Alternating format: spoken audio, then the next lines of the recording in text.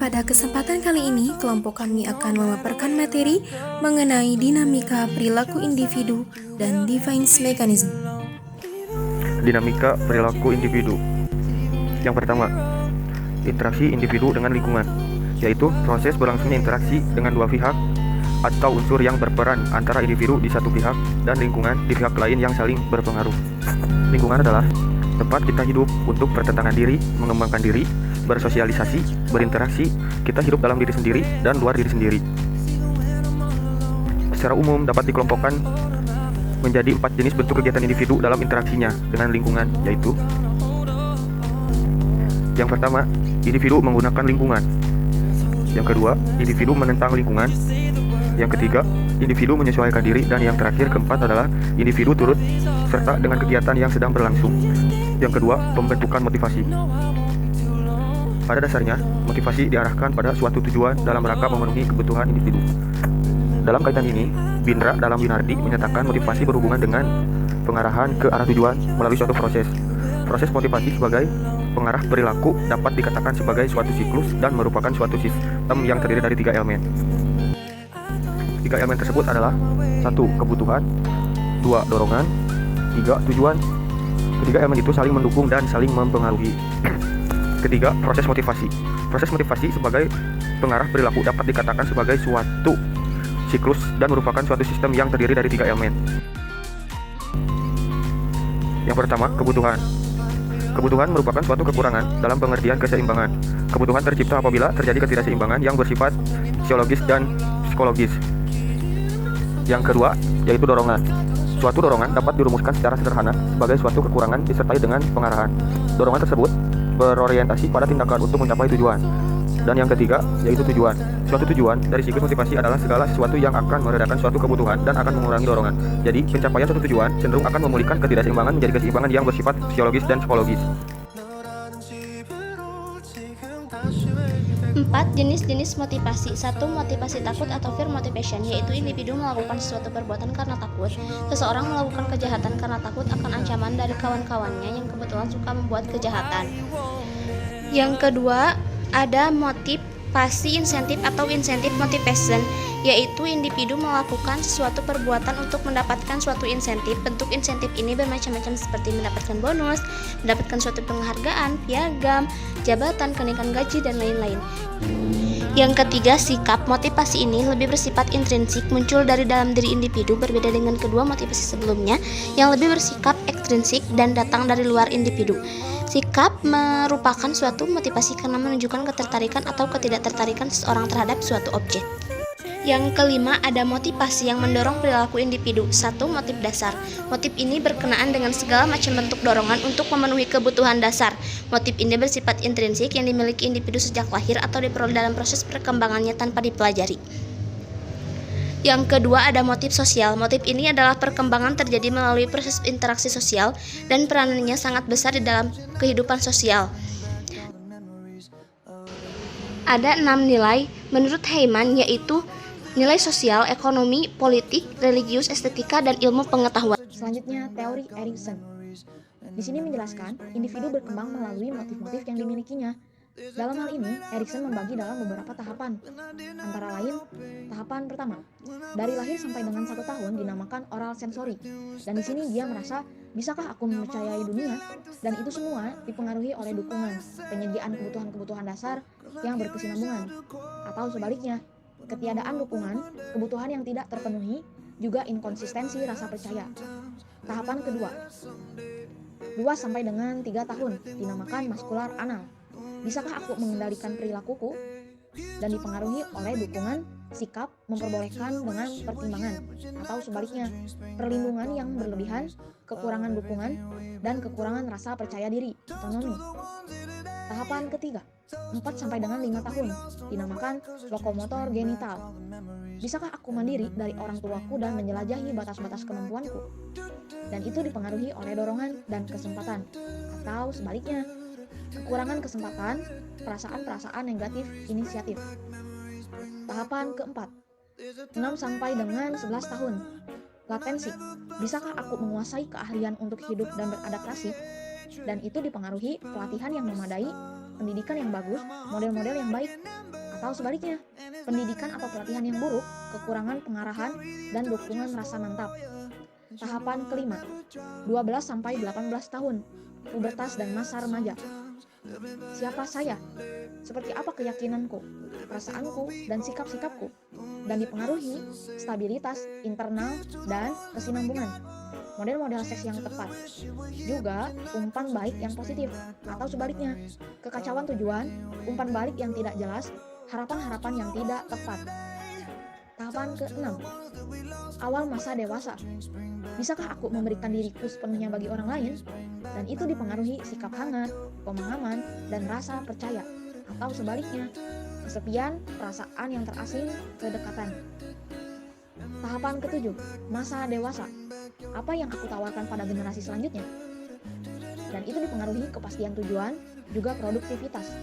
Atau sebaliknya, kurang menghasilkan kemunduran generivitas. Teori selanjutnya, yaitu teori Abraham Maslow, menjelaskan motivasi yang mendorong perilaku individu, juga terbagi dalam beberapa jenis. Pertama, aktualisasi diri, meliputi pengembangan diri, pemenuhan ideologi, dan lain-lain. 2. Penghargaan, yang mencakup pencapaian, status, tanggung jawab, reputasi, dan lain-lain. Ketiga, afeksi, relasi, keluarga, dan lain-lain. Keempat, rasa aman, meliputi keamanan, keteraturan, stabilitas, dan lain-lain. 5. Fisiologis, terdiri dari makanan, minuman, tidur, pakaian, dan lain-lain. Selanjutnya, implikasi, terbagi dalam beberapa jenis. Yang pertama, menjelaskan manfaat dan tujuan dari pelajaran yang diberikan. Kedua, memilih materi atau bahan pelajaran yang sangat dibutuhkan oleh siswa. Ketiga, memilih cara penyajian atau bervariasi sesuai dengan kemampuan siswa. Keempat, memberikan sasaran dan kegiatan-kegiatan. Kelima, banyak memberikan kesempatan kepada siswa untuk mencoba dan berpartisipasi. Keenam, berikan kesempatan kepada siswa untuk sukses atau berhasil. 7. Berikan kemudahan dan bantuan belajar. 8. Berikan pujian, ganjaran, atau hadiah. 9. Penghargaan terhadap pribadi siswa. Materi selanjutnya mengenai defense mechanism. Apa sih defense mechanism itu? 1. Definisi. Defense mechanism atau pertahanan diri merupakan suatu proses di mana individu berusaha untuk menangani dan menguasai situasi stres yang menekan akibat dari masalah yang sedang dihadapinya dengan cara melakukan perubahan kognitif maupun perilaku guna memperoleh rasa aman dalam dirinya. 2. Penyebab. Terjadi pada individu saat berada pada keadaan cemas, menyangkal kenyataan, dan bekerja secara tidak sadar.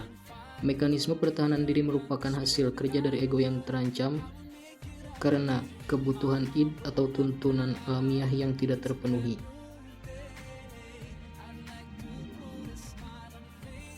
Baik, selanjutnya ke poin akibat. Akibat dari defense mechanism ini diantaranya yang pertama, tidak bersifat reductive, artinya dikurangi.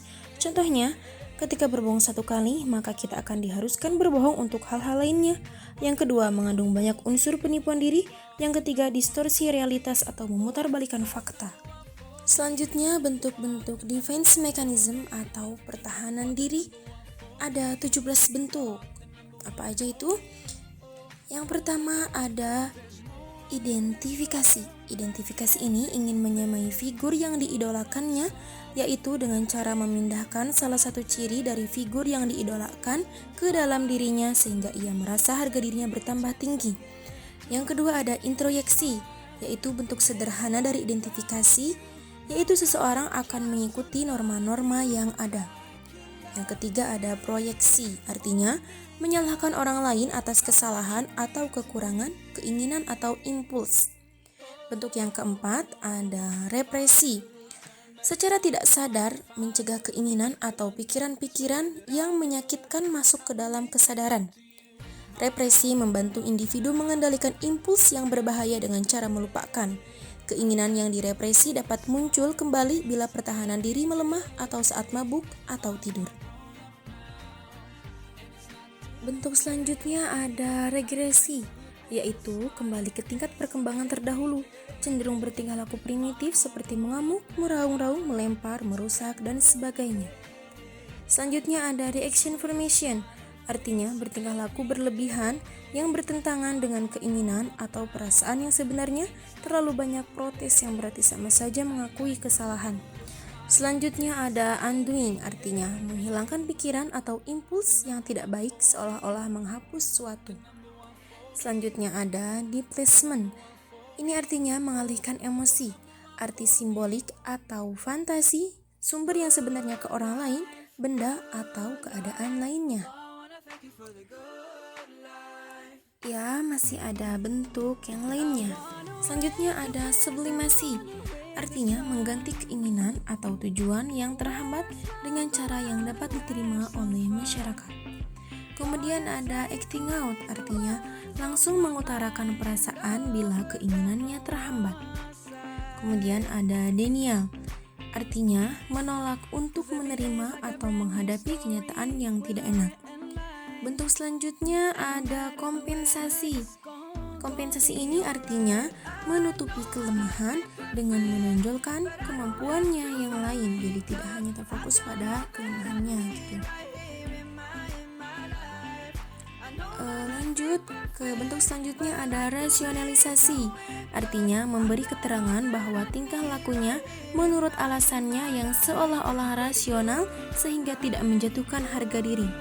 Kemudian ada bentuk fiksasi, artinya berhenti pada tingkat perkembangan tertentu termasuk emosi, tingkah laku, atau pikiran sehingga perkembangan selanjutnya terhalang, misalnya dengan bersikap kekanak-kanakan atau selalu mengharapkan bantuan orang lain.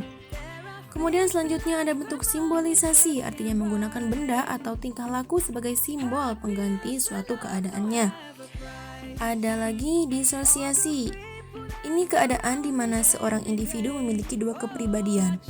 Kepribadian primer adalah kepribadian yang asli, sedangkan kepribadian sekunder adalah yang berasal dari unsur lain terlepas dari kontrol kesadaran individu. Bentuk terakhir ada konversi, artinya transformasi konflik emosional ke dalam bentuk gejala jasmani. Misalnya seseorang tiba-tiba tidak bisa bersuara.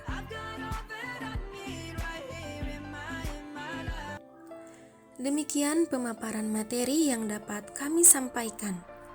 Terima kasih atas perhatiannya dan mohon maaf atas segala kekurangan dari kami.